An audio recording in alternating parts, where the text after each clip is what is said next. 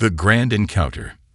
The day the aliens arrived, the skies above Earth turned dark with their enormous ships. People around the world stared up in fear and awe as strange, glowing vessels hovered silently above cities. The ships were sleek, metallic, and far beyond anything humanity could imagine.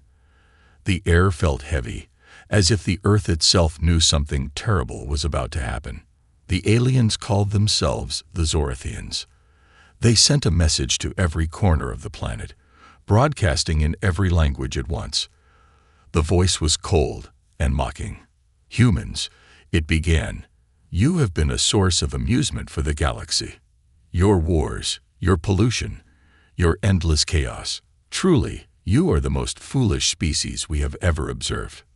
People watched in silence as screens across the world showed images from Earth's past. Footage of wars, bombs exploding, forests burning, and oceans filled with plastic flashed before their eyes. The Zorathians were showing humanity's darkest moments. It was a humiliation no one could escape. "Our technology," the alien voice continued, "is thousands of years ahead of yours. Your weapons are like toys to us. Your planet is fragile and your people are weak. You have two choices: bow down and serve us, or be destroyed." The Zorathians had no respect for humans. To them, humanity was nothing more than a joke, a primitive species too busy fighting itself to achieve greatness. The alien ships hovered silently above Earth, waiting for humanity's response. In secret, however, Earth had been preparing for this day. Far beneath the surface of the Pacific Ocean, a hidden base buzzed with activity. This base was the home of Project Genesis, a top-secret mission designed to protect humanity from extraterrestrial threats. At the heart of the project was Earth's greatest weapon, the Genesis Mothership. It was built using scraps of alien technology recovered from crashed ships over the decades. Humanity had been underestimated for far too long, and Project Genesis was proof that humans were more than just survivors. They were innovators. Dr. Layla Carter, the lead scientist of Project Genesis, stood in the control room of the base, her heart pounding. The Zorathians' broadcast played on a large screen in front of her. Around her, engineers, pilots, and technicians worked frantically, their faces tense. Layla's voice was steady, but there was fire in her eyes. "They think we're weak," she said to her team. "They think we'll bow down and let them take everything we've built. But they're wrong. This is our planet, and we will fight for it." The team cheered, but the tension in the room remained. The Genesis Mothership was still untested. Its weapons and shields had never been used in real combat. If it failed, humanity's last hope would be gone. Meanwhile, the world above was in chaos. Governments scrambled to decide what to do. Some wanted to surrender, believing it was the only way to survive. Others wanted to fight, even if it meant certain destruction. Protests and riots broke out in major cities. Fear spread like wildfire, and hope was in short supply. But deep within the Pacific base, hope was alive. Layla turned to Captain James Novak, the pilot chosen to lead the Genesis Mothership. He was a former fighter pilot with nerves of steel and a reputation for taking risks. "James," she said, "if we don't act now, the Zorathians will destroy everything. Are you ready to lead the fight?" James nodded. "I've been ready since the day I joined this project. Let's show them what humans are made of." The Genesis Mothership, a massive silver ship with sharp edges and glowing blue lights, was prepped for launch. It was designed to look like nothing Earth had ever built before, a message to the Zorathians that humanity was capable of much more than they believed. The ship was armed with experimental plasma cannons, an advanced cloaking system, and a powerful energy shield. As the team prepared for the launch, alarms blared across the base. A Zorathian scout ship had detected unusual energy readings from the area. Time was running out. "Launch the mothership now," Layla ordered. The room shook as the Genesis Mothership powered up. The engines roared, and the ship began to rise. Inside, James and his crew took their positions. Their faces were tense, but their eyes burned with determination. The Zorathians' mocking words still echoed in their minds, but they refused to give up. Humanity had faced impossible odds before, and this was no different.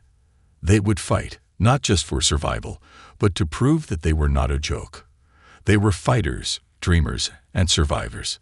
As the Genesis Mothership broke through the surface of the ocean and soared into the sky, the Zorathian ships began to move. The aliens had noticed the launch, and their fleet shifted into attack formations. The battle was about to begin. "Let them come," James muttered, gripping the controls tightly. "This is our home, and we're not going down without a fight." The first encounter with the Zorathians had been humiliating, but humanity was about to show the galaxy what it was truly capable of. The Mothership's secret. The Genesis Mothership sliced through the atmosphere like a blade of light, its engines roaring with a power no one on Earth had ever seen before. The Zorathians had underestimated humanity, and that mistake was about to cost them dearly, or so the humans hoped. Inside the Mothership, Captain James Novak sat in the command chair, his hands gripping the controls. Every display screen around him glowed with data. The ship's crew, engineers, scientists, and soldiers, worked feverishly to ensure everything ran smoothly. This was humanity's first leap into the galactic battlefield, and there was no room for error. In the hidden Pacific base, Dr. Layla Carter watched the launch feed with bated breath. Her fingers tapped rapidly on a console as she monitored the mothership's vitals. "James, the cloaking system needs 3 more minutes to stabilize," she said through the comms. "Until then, you're exposed. Keep them at bay." James smirked despite the tension. 3 minutes. Easy. We've handled worse back home. But this wasn't home. Above Earth, the Zorathian fleet was already responding. Sleek, black scout ships zipped through the clouds, their movements unnervingly precise. They were fast, agile, and deadly, equipped with energy weapons far superior to anything humanity had ever faced in combat. As the first wave of Zorathian scouts closed in, James gave the order. "Activate defense systems. Let's show these guys what Earth can do." The Genesis Mothership's plasma cannons roared to life, firing bolts of glowing blue energy. The blast struck the scout ships with deadly accuracy, sending them spiraling out of control. One by one, they exploded in brilliant flashes, but for every ship destroyed, more appeared. "Shields at 80%. A crew member shouted. "We can't hold this pace for long." Layla's voice crackled through the speakers. "James, you have to buy time. The cloaking system is almost online." James nodded, his mind racing. "Divert power to the rear shields," he commanded. "Focus all firepower on the lead ships. We'll punch through their formation." The mothership's engines flared, propelling it forward. Plasma blasts lit up the sky as the crew fought to keep the Zorathians at bay. The tension in the air was electric, every second feeling like an eternity. But something was wrong. "Captain," said Sarah Green, the ship's lead engineer, her voice tight with worry. "I'm detecting strange energy signals from within the ship. It looks like sabotage." James froze. "What do you mean sabotage?" "There's an unauthorized transmission coming from Deck 3. Someone's trying to send our location to the Zorathians." James gritted his teeth. A mole. Someone on board was working for the enemy. "Lock down Deck 3 and send a team to investigate. We can't let them blow our cover." On Deck 3, chaos erupted. Security forces raced through the corridors, weapons drawn. The saboteur, a technician named Gregor, had rigged a device to emit a signal that guided the Zorathians straight to the mothership. When cornered, he sneered at the guards. "You think you can win?" Gregor spat. "The Zorathians are unstoppable. They promised me freedom in exchange for helping them crush you." "Not today," one of the guards replied, disarming the device with a swift blast from his rifle. Gregor was subdued, but the damage was done. The Zorathians now had a precise lock on the mothership's location. Back on the bridge, James received the grim news. "We've lost the element of surprise," Sarah said. "They know exactly where we are." Layla's voice came over the comms again. "James, I'm sending you the activation codes for the experimental cloaking system. If it works, you'll disappear from their scanners. But if it fails, well, it could overload the entire ship." James didn't hesitate. "We didn't come this far to turn back. Activate the cloak." In the base, Layla typed furiously, sending the codes to the mothership. "All systems ready," she whispered. "Come on, Genesis, don't let us down." The Genesis mothership shimmered, its hull rippling like water as the cloaking system powered up. For a moment, the ship seemed to vanish entirely, blending seamlessly into the dark sky. On board, the crew held their breath. The bridge was eerily quiet, save for the hum of the engines. "Status?" James asked. "Energy levels stable," Sarah replied. "We're cloaked." The Zorethian fleet came to a sudden halt, their ships scanning the area furiously. The Genesis mothership had disappeared, and the aliens were clearly confused. For the first time, humanity had the upper hand, but the victory was short-lived. "Captain," Sarah said, her voice trembling, "the cloak is draining our power reserves faster than expected. We can't stay hidden for long." James frowned, his mind racing for a solution. "Layla, how much time do we have before the Zorethians figure out where we went?" "Not long," Layla admitted. "They're already adapting their scanners. You need to move. Now." James nodded. "Set a course for the asteroid field," he ordered. "We'll use it to hide and buy ourselves time to regroup." The Genesis mothership veered off its path, heading toward a dense field of rocks and debris in Earth's orbit. It was a risky move, but it was their only chance to stay one step ahead of the Zorethians. As the ship slipped into the asteroid field, James couldn't help but feel a surge of hope. Humanity had been mocked and underestimated, but they weren't giving up. Not now. Not ever. The Zorethian trap. The Genesis mothership glided silently through the asteroid field, its cloaking system flickering as it strained under the constant drain on power. Jagged rocks floated all around, some spinning dangerously close, while others loomed in the distance like ancient sentinels. The crew worked in tense silence, knowing the Zorethians were hunting them. On the bridge, Captain James Novak scanned the holographic display in front of him. The asteroid field provided cover, but it was a double-edged sword. One miscalculation, and they'd smash into the rocks. "Status update," he called out, his voice steady but tight. "Shields are holding at 60%, Sarah Green reported, her fingers flying across her console. "The cloaking system is down to 30% power. We'll have to drop it soon, or we risk a complete energy collapse." James clenched his jaw. "Keep it running for as long as you can. We need every second of invisibility."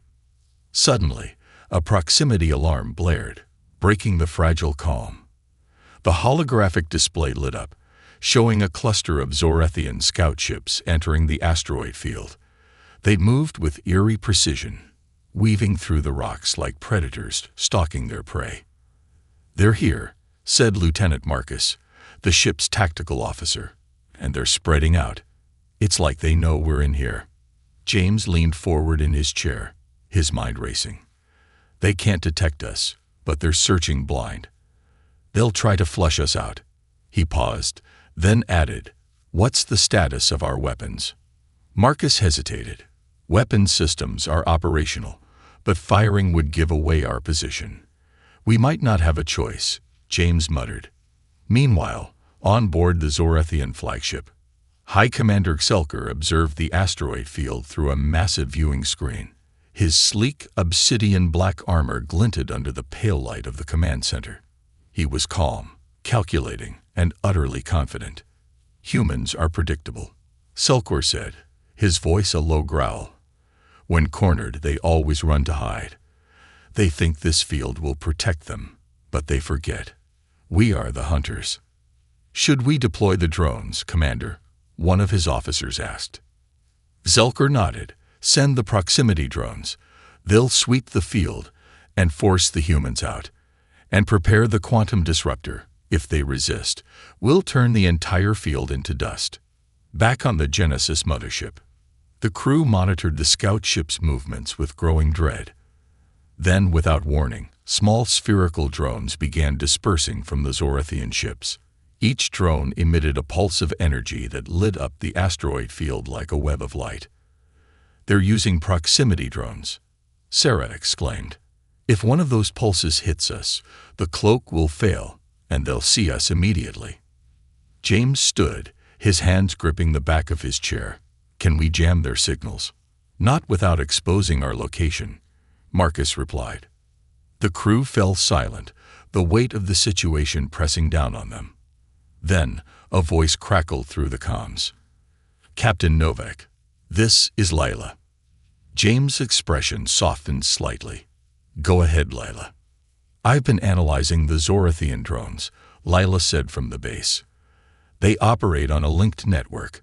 If you can disable the lead drone, the entire system will collapse temporarily." "Temporarily?" James asked.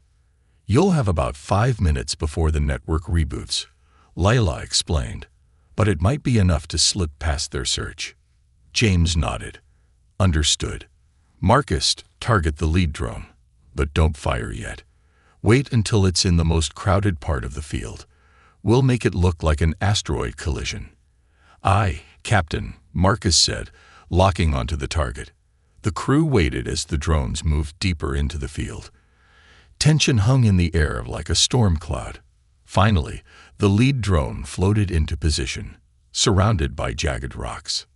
"Now," James ordered. A single plasma bolt shot from the mothership, its energy trail blending with the natural flashes of light in the asteroid field. The bolt struck the lead drone dead on, causing it to explode in a burst of blue sparks. The remaining drones shuddered and went dark, their network temporarily offline. 5 minutes, Sarah reminded him. "We need to move now." "Engines to full," James commanded.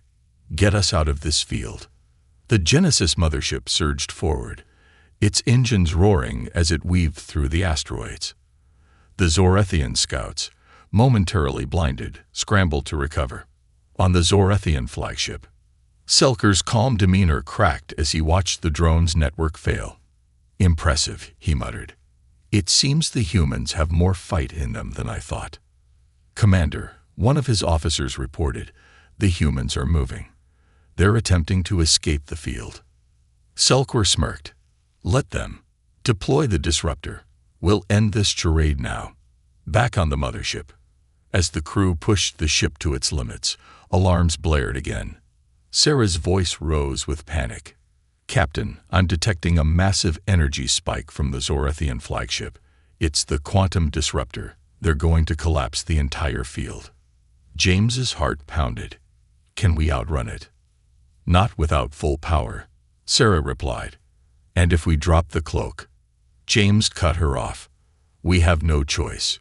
Drop the cloak and divert all energy to the engines."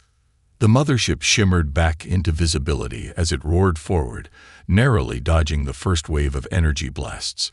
Behind them, the asteroid field began to collapse, rocks exploding into clouds of dust and debris. "Hold on, everyone," James shouted as the ship sped through the chaos.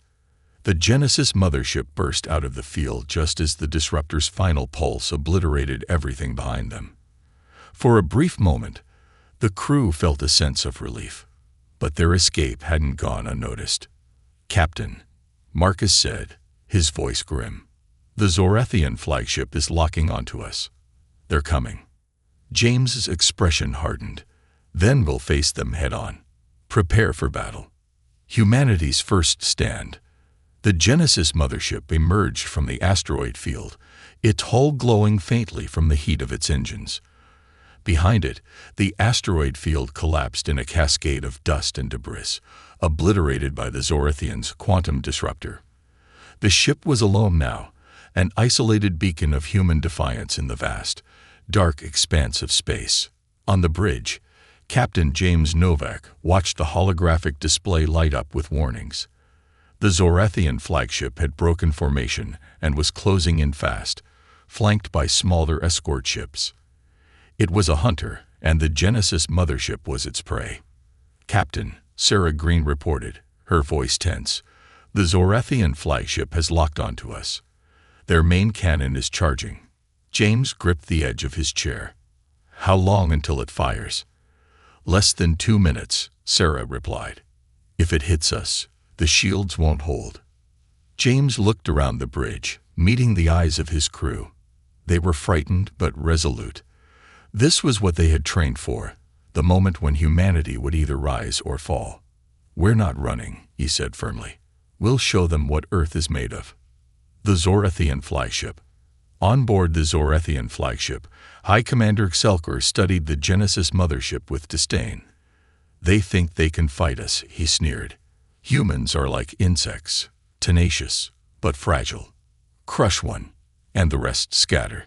"Main cannon is ready, Commander," an officer reported. Excelsior raised a hand. "Hold fire. Let's see how long they can squirm before we finish them." On the Genesis mothership, "Captain," Marcus called out, "the Zorathian escorts are splitting off and surrounding us. They're trying to box us in." James nodded. "They're underestimating us." "Good. Let's use that to our advantage." "Sarah, divert power from non-essential systems to the plasma cannons." "Marcus, target the lead escort ship." "Target locked," Marcus confirmed. "Fire," James commanded. The plasma cannons roared to life, sending a barrage of glowing blue bolts toward the lead Zorathian escort. The first few shots glanced off its shields, but a concentrated strike broke through, tearing the ship apart in a fiery explosion. "Direct hit," Marcus shouted. The crew cheered, but their celebration was short-lived. The remaining escorts tightened their formation, unleashing a relentless volley of energy blasts. The Genesis mothership shuddered under the assault, its shields flickering dangerously. "Shields at 50%, Sarah reported. "We can't take much more of this." "Then we hit them harder," James said. "Launch the experimental missiles." The bridge fell silent. The experimental missiles were a last resort weapon, powerful but unpredictable. No one knew if they would work, or if they'd destroy the Genesis mothership along with their target. "Are you sure, Captain?" Sarah asked. James nodded. "We don't have a choice. Do it." Sarah's fingers danced over her console. Missiles armed. Firing in 3, 2, 1. A pair of sleek missiles shot out from the mothership, leaving trails of blue energy in their wake. They streaked toward the nearest Zorathian escorts, dodging incoming fire with a level of precision that left the crew in awe. The missiles struck their targets simultaneously, erupting in massive explosions that sent shockwaves rippling through space. The Zorathian escorts disintegrated, leaving only debris. A moment of hope. For the first time, the crew of the Genesis mothership felt a glimmer of hope. They had taken out multiple enemy ships and proven that humanity wasn't as weak as the Zorathians believed. But the moment didn't last. "Captain," Marcus said, his voice low, "the Zorathian flagship is powering up its main cannon again. This time, it's aiming directly at us." James clenched his fists. "How much time?" 30 seconds, Sarah replied. "There's no way we can dodge it." "Then we won't," James said. "Prepare the energy shield for a full power burst. Divert all remaining energy to the shield generator." Sarah's eyes widened. "Captain, if we do that, we'll lose propulsion and weapons."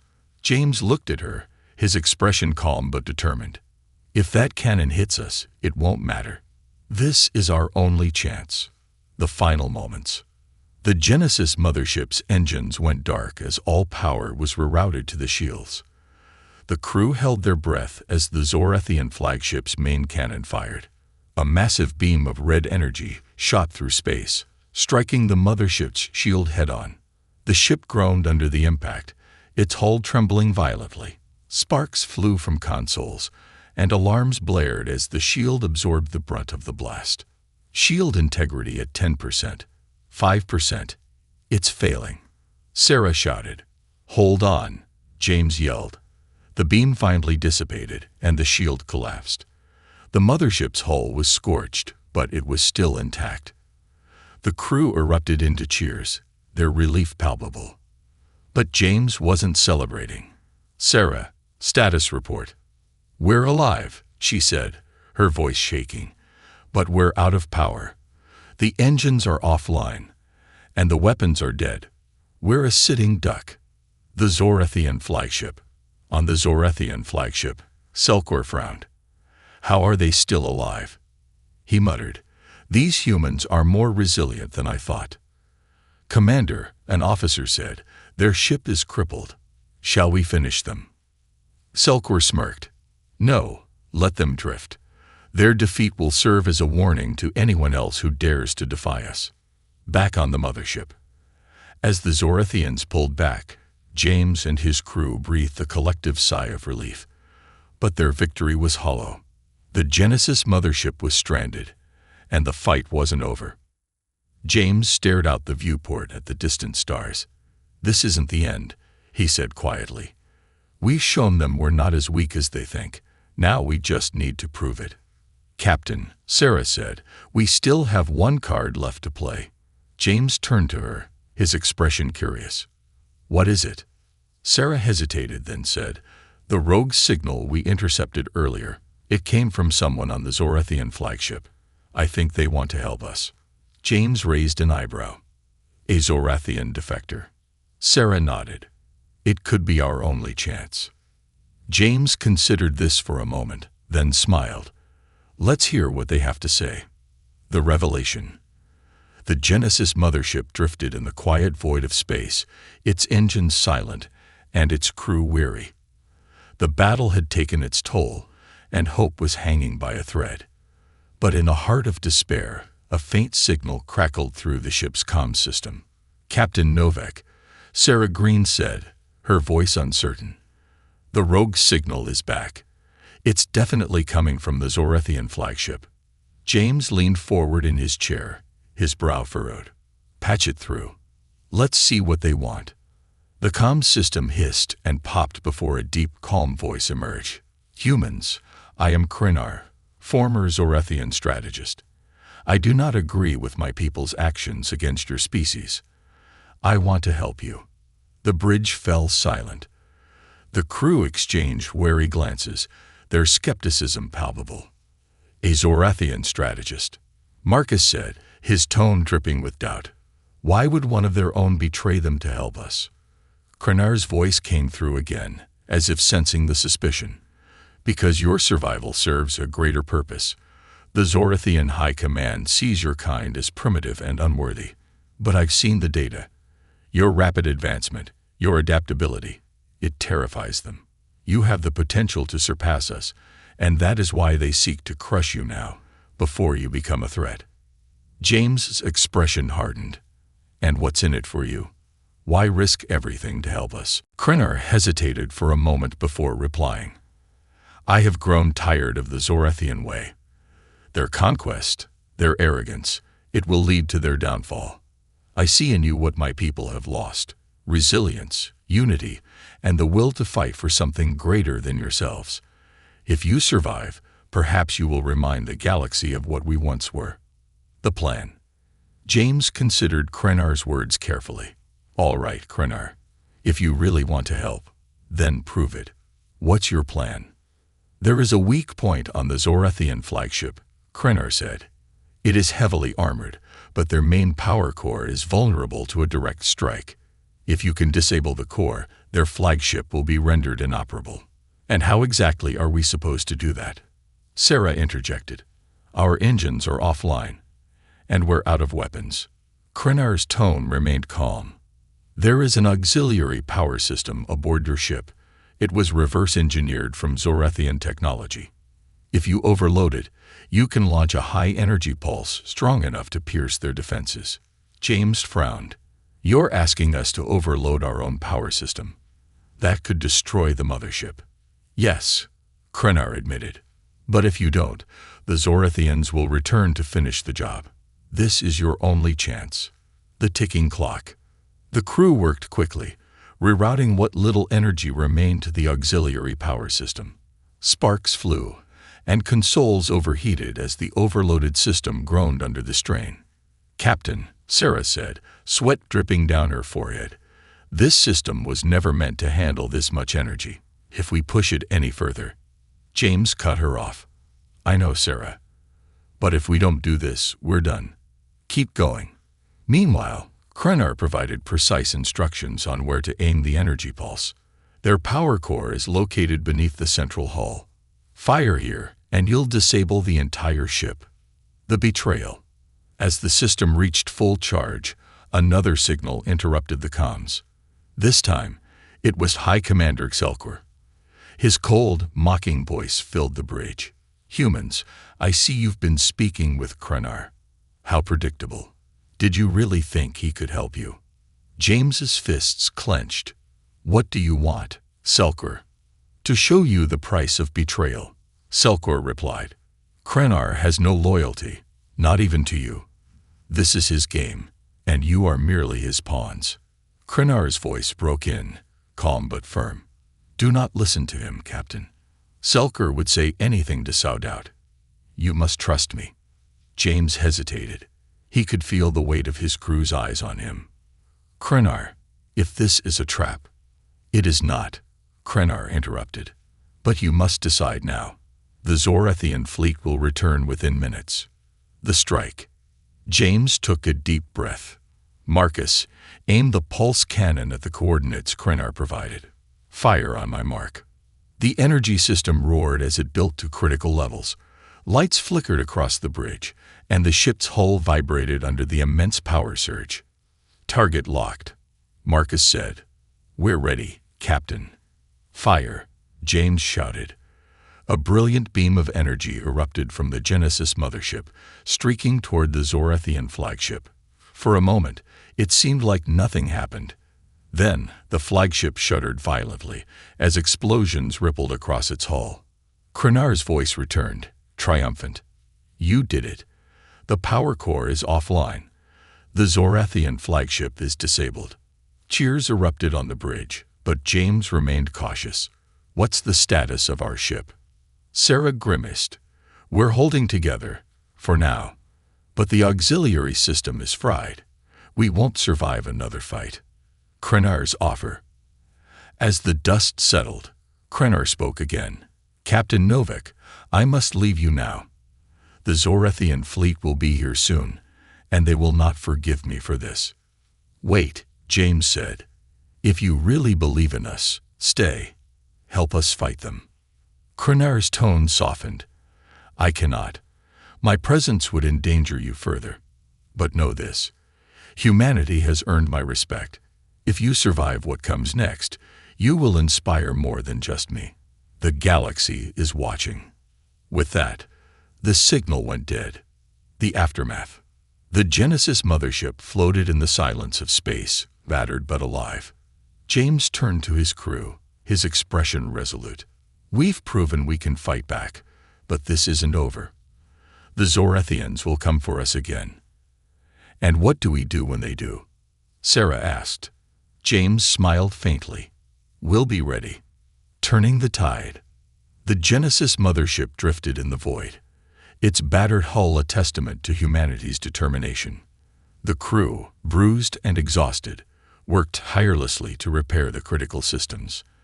In the distance, the disabled Zorathian flagship loomed, sparks flickering from its damaged core.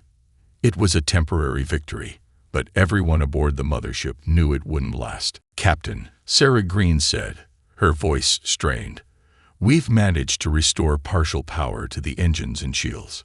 Weapons are still offline, and the auxiliary system is completely fried." James Novak stood at the bridge, his gaze fixed on the holographic display showing the incoming Zorathian fleet. They were regrouping, moving with calculated precision. "How long until they're within firing range?" 5 minutes, Marcus replied grimly. James exhaled deeply.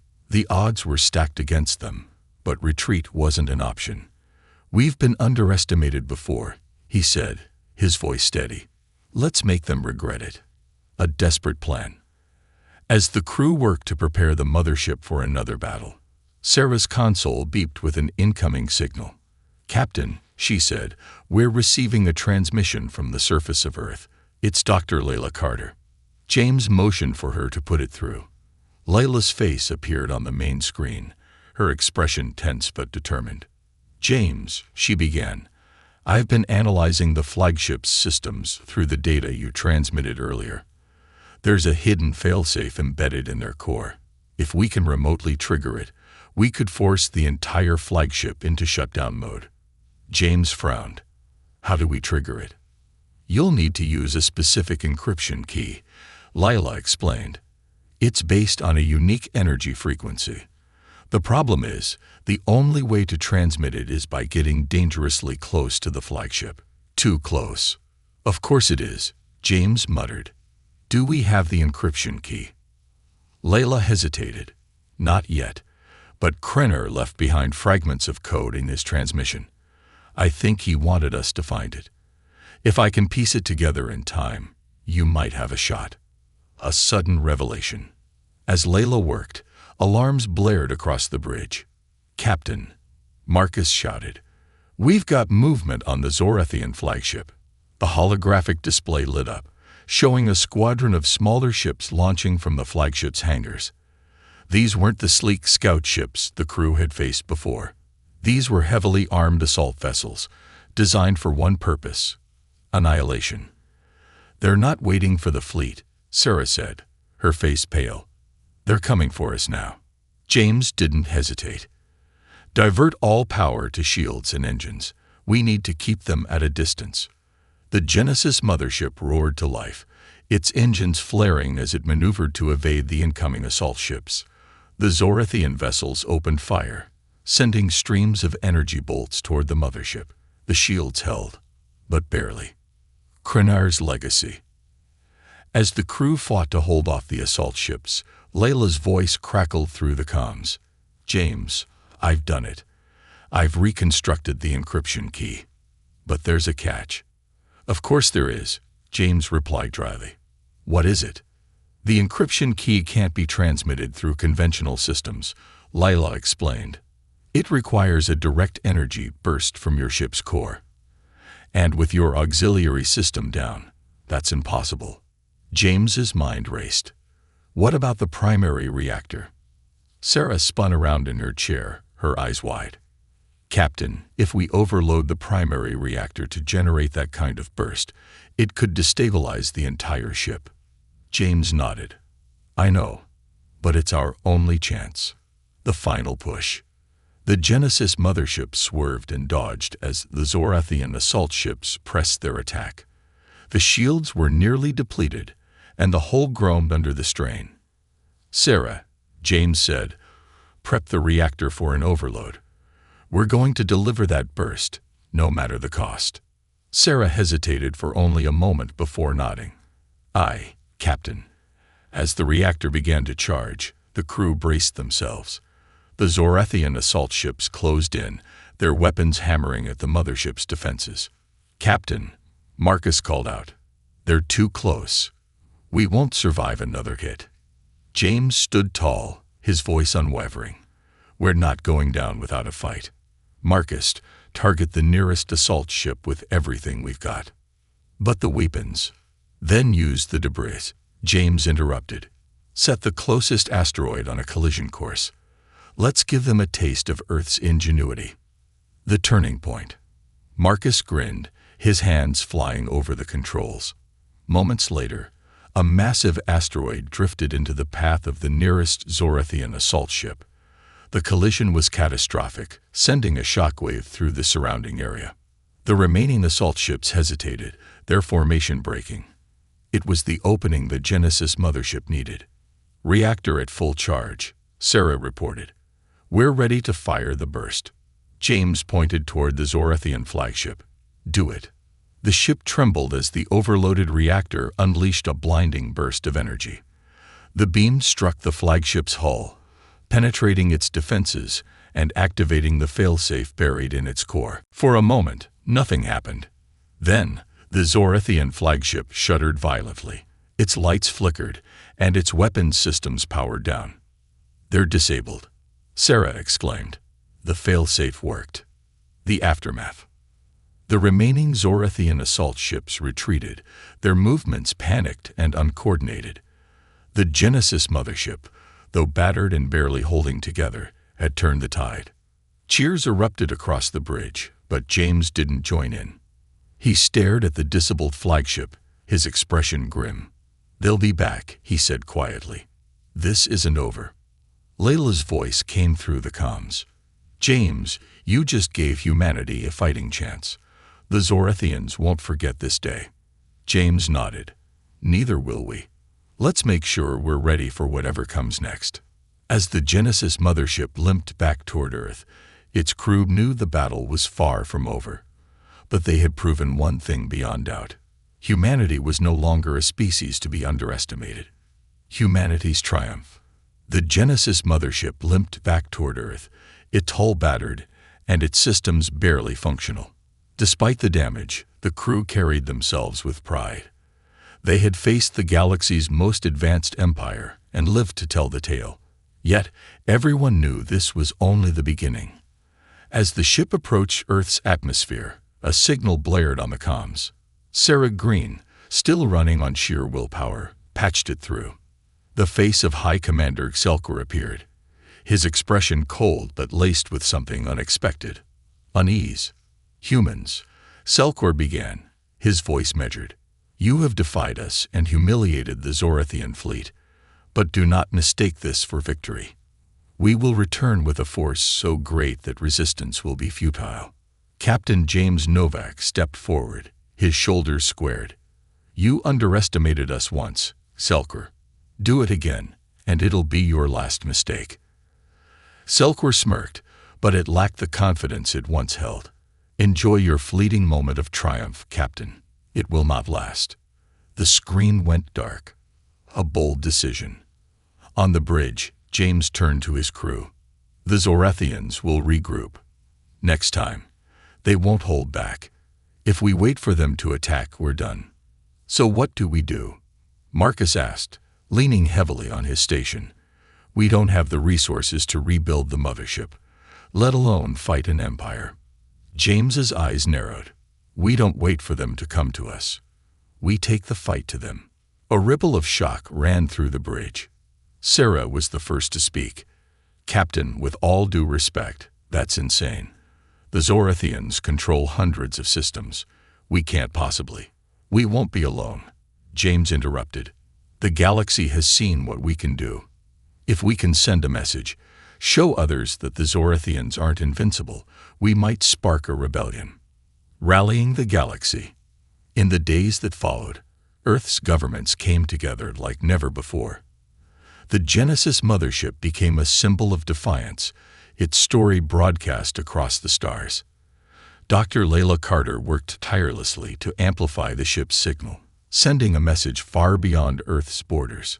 To all who live under Zorathian rule, the message began, narrated by James himself. "We are humanity. We were mocked, oppressed, and underestimated, but we fought back, and so can you." The response was overwhelming. Across the galaxy, pockets of resistance began to rise.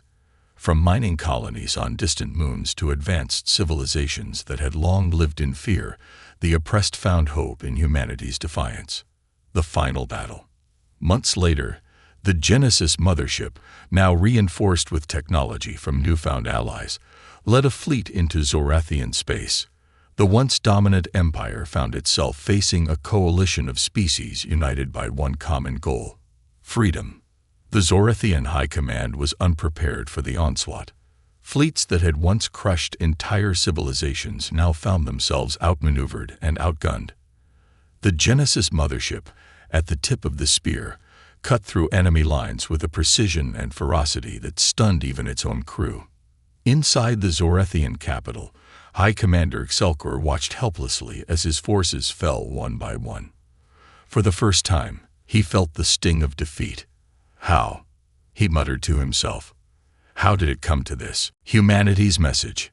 As the Zorathian Empire crumbled, James stood on the bridge of the Genesis Mothership, watching the capital planet surrender.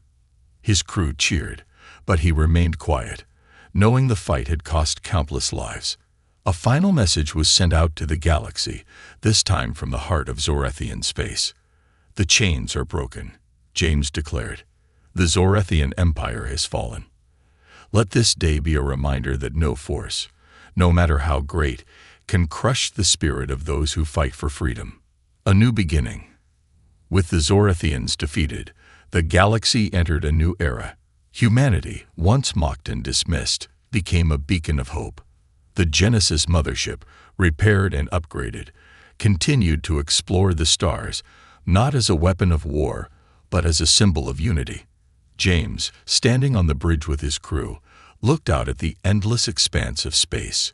"We were underestimated," he said, a faint smile on his lips. "But now we've shown the galaxy what humanity is capable of. This isn't the end. It's just the beginning." And with that, the Genesis Mothership sailed into the stars, carrying the legacy of humanity's triumph.